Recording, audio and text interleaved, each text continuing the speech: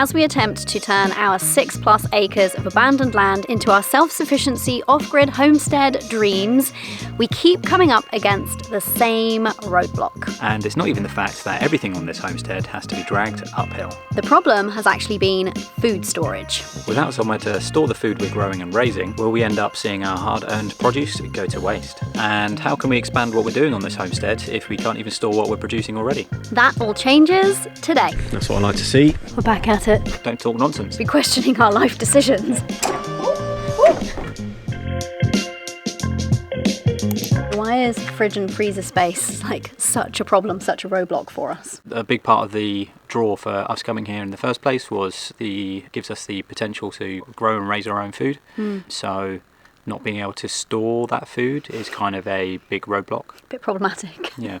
And it's not even the fridge space that's actually a problem, it is just the complete lack of freezer space. So in the fridge that we had in the camper van, there was a small freezer section, but you could fit like a pack of beef mince in that. We're not going to be doing any preserving of the harvest in that thing. So yeah, we've been kind of up against it, and as we start to bring in more and more from our first harvest. Blueberry harvest from our garden. Yay! Look at that. We really needed to fix this fast, didn't we? A big part of our plan is at some point we're going to be raising our own meat. We're looking at raising some meat birds, and when it comes to slaughter day, you need a freezer. You can't just hang it in a cold room and hope for the best. And this summer we've got berries and herbs and eggs and all sorts of stuff. Yeah, even now we've got a whole bunch of annual herbs that are coming to the end of their growing season. We want to freeze some of that so that we can enjoy the fruits of our labour and, have some of those wonderful flavours through autumn and winter when those plants aren't going to be around anymore. So freezer is a must. Yes. So we're currently living in this caravan while we do up our cottage. So the problem starts in here with this ridiculous tiny toy fridge. There's barely enough space in here to fit like a bottle of wine, some milk, some cheese and some condiments, let alone any kind of homesteading produce or, just enough food to feed a family of 3 for a week. So this is our camper van. And it is my office, and we travelled in it for 6 months. And we kind of use it as a second living space, don't we? Yeah, it's an expansion of our living space, yeah. And the problem continues inside here. So this is where the fridge used to be, and it's had to be removed for doing some much needed maintenance on the van. So it's had a big impact because it was the only big fridge we had. The other fridge in the caravan is a bit of a joke. It's a baby-sized fridge and we can hardly fit a day's shopping in it, let alone a week's. So I think it's safe to say that solving this is going to be a game changer. Oh, for sure.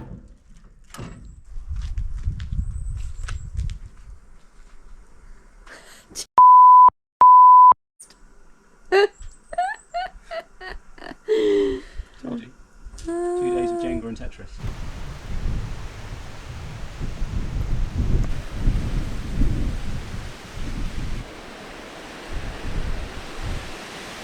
So, completing side quests number 2 is getting our fridge freezer that we just got back from the UK up and running. But in order to get the fridge freezer, which are still in our storage lock-up now on site, to actually get them up and running, I've got to clear out some space. And to clear out some space, I need to move a bunch of stuff out into the barn, and the path which I have initially cleared when we landed to get access back in January is now overgrown again, so I need to clear that path so I can move some stuff out from around the fridge freezer into the barn, so that we can actually start using them. That is today's little side quest.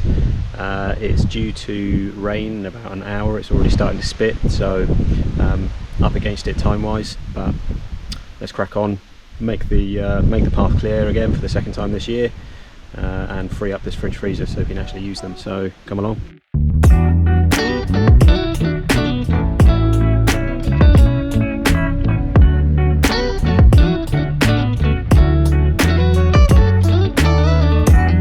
While we're down here, let's have a little inspect of the hot composting, see what she's running at today.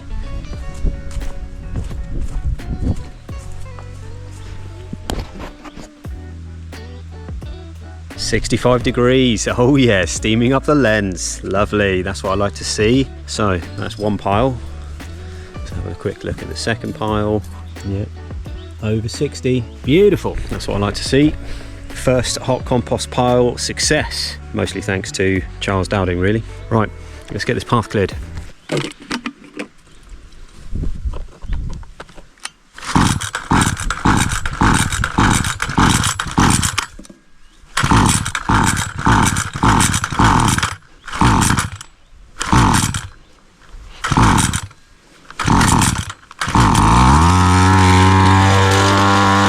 We're back at it.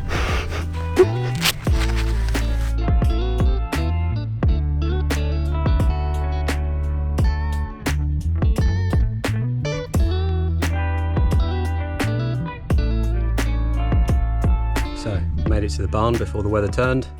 It was significantly easier doing that second time round than it was the first time. It was only a kind of maintenance cut, so managed to make pretty light work of it. It's taken me, what, 20 minutes to make it that far, so 30 metres or so, 90 or so feet. The path is now cleared good enough to bring some gear up.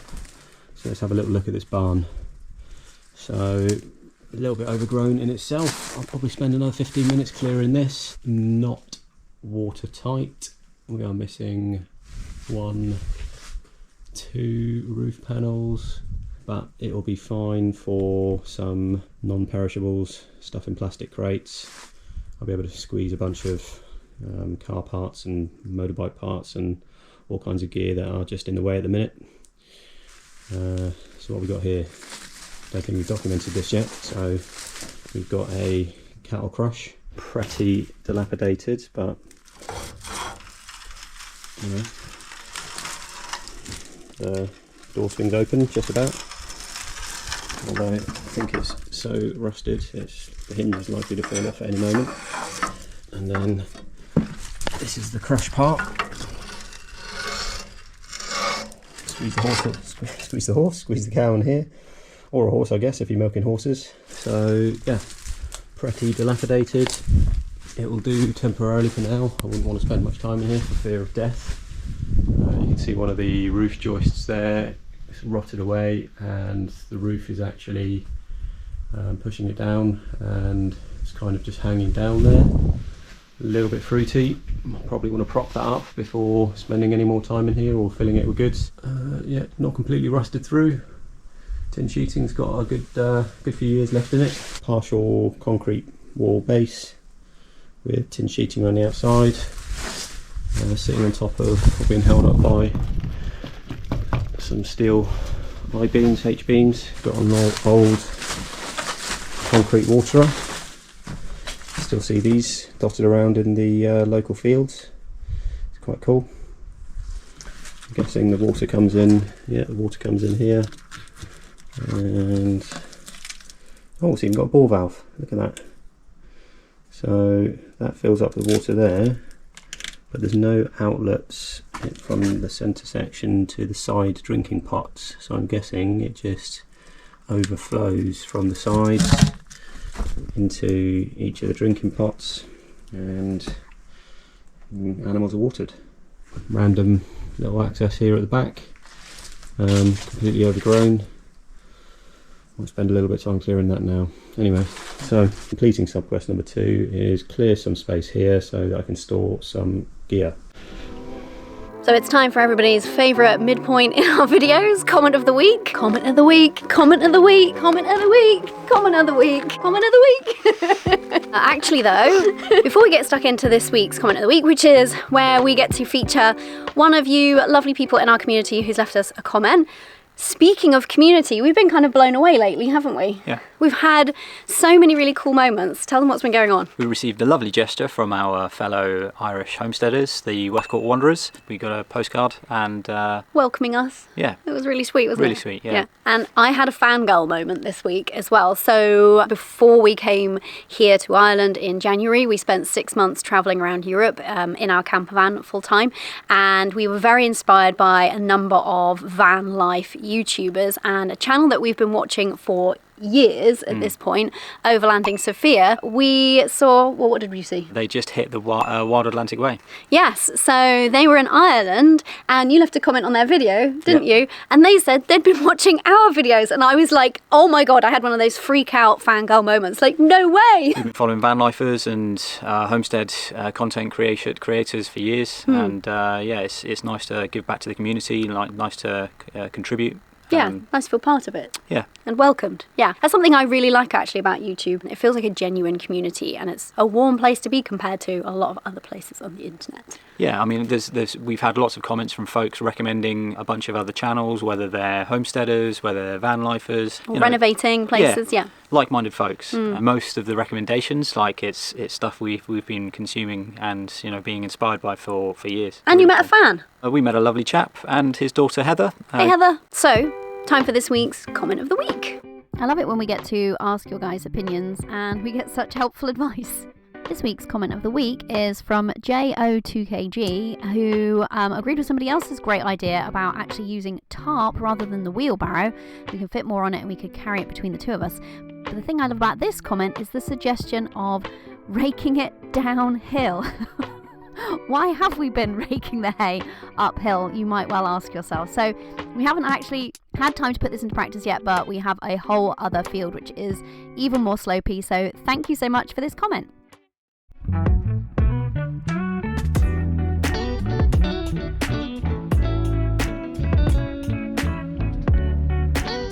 Barn cleared, we can see a little bit better what we got. So it is a reasonably usable space, semi-dry, not entirely exposed. Got a little section here at the back which has got a decent roof covering.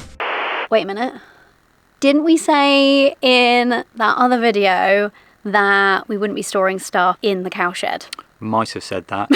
We can't really store much, if any of it, in here. Why is that? It's not weatherproof. So do you want to explain yourself?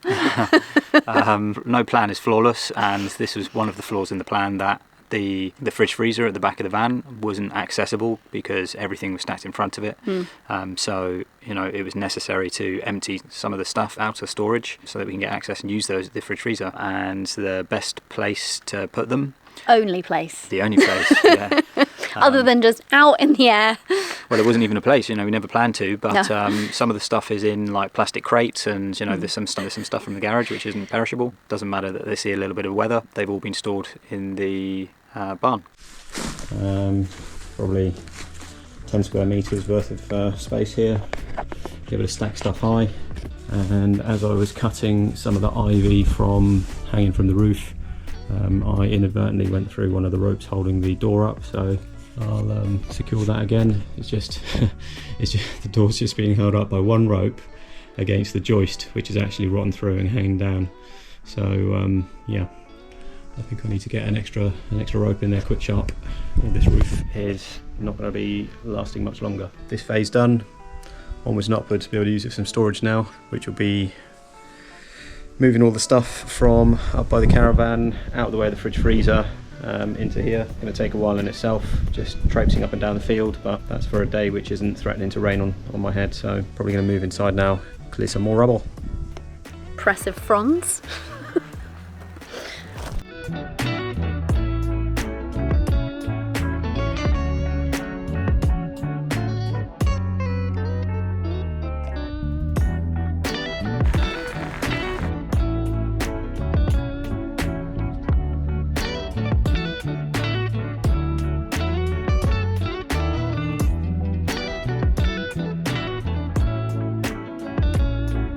We'll be making this again. We will. You'll be making this again. What do you reckon? Great.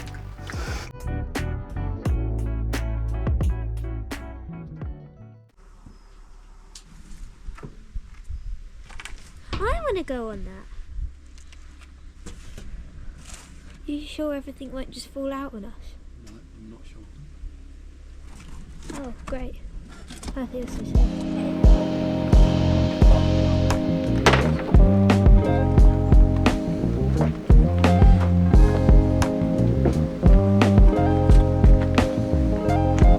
No, you should probably tell them that, because that was something that I wasn't really aware of. part of the transport and storage solution, this lorry, and my multi-day Tetris / Jenga event, I'd always planned to stash the fridge and the freezer towards the door, towards the tailgate. Thank you. With the intention of when I arrive on site, plug those in straight away, hook them up, and that gives us our fridge and freezer access in the storage. What are you looking so pleased about? Well, might have got a fridge and freezer up and running. Yay! Are they ready? Yep. Where are they? In the lorry, of course. Why wouldn't they be? Of course they're in the lorry. So just a quick, short hop, skip and a jump away from the kitchen. Yeah, up a tailgate. Just got to lower the tailgate and, nice simple stretch. Ta-da! Why have you got the wine box in your hand? Celebrating already. Absolutely. What are you doing?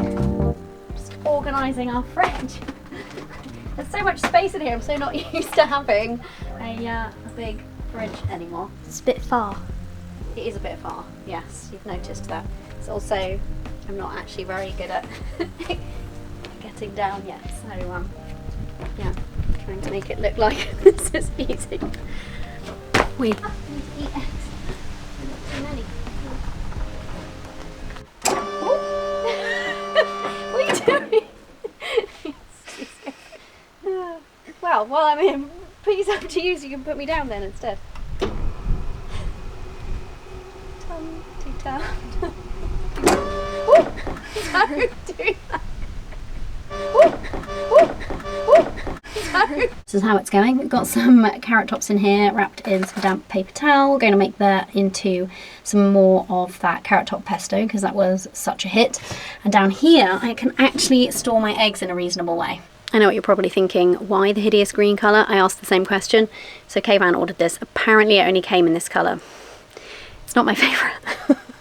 But it's just inside the fridge, so I'll let it go. This is just so much better. We were storing our eggs in old egg cartons, stacked up precariously in that tiny toy mini fridge. So this is just so nice just to have them all easily accessible. We can see how many we've got. Just a much easier system for managing our egg supply. And now we actually have a full height freezer. So this is probably the most exciting upgrade here because we're already starting to harvest blackberries, of which we're going to have tons, I predict, and we don't want them to go to waste, so we can just freeze them so easily. And other things like we've got lots of herbs we're going to harvest, whiz up, store them in a little bit of oil in ice cube trays, that kind of thing. We might even start actually freezing some eggs because we don't know how our egg production will go in the winter. But this is very exciting. It's a bit of an experiment going on here. You have a truck in which you keep a washing basket collecting the seeds of a nettle plant too, right? It's normal. That's another lifestyle upgrade for us. Although you might be smiling at the fact that a lifestyle upgrade involves getting in and out of the back end of a truck. But something I've been thinking about is how quickly you become used to inconvenience, actually. Yeah. He didn't sound convinced. It's very inconvenient living in the van. There's lots of stuff that's amazing, but there's lots of stuff that's really inconvenient. And you actually just get kind of used to it. And the same is true about here and how we're living temporarily in the caravan, etc. If you said a year ago that we would be living in a caravan with a composting toilet, composting loo, and our fridge freezer would be back in the back of a HGV that we had to lower the access ramp every time we wanted to get in the fridge, I would say don't talk nonsense. I'd be questioning our life decisions. But it's our normal. So yeah, and a small sacrifice for really what we're doing and the rest of the beauty we get to enjoy here. Hey? Mm-hmm. I have no idea what we're up to next week. And we'll see where the week takes us. Yep. We'll see where the weather takes us. Oh, that's true. Until next time. See you then. Bye.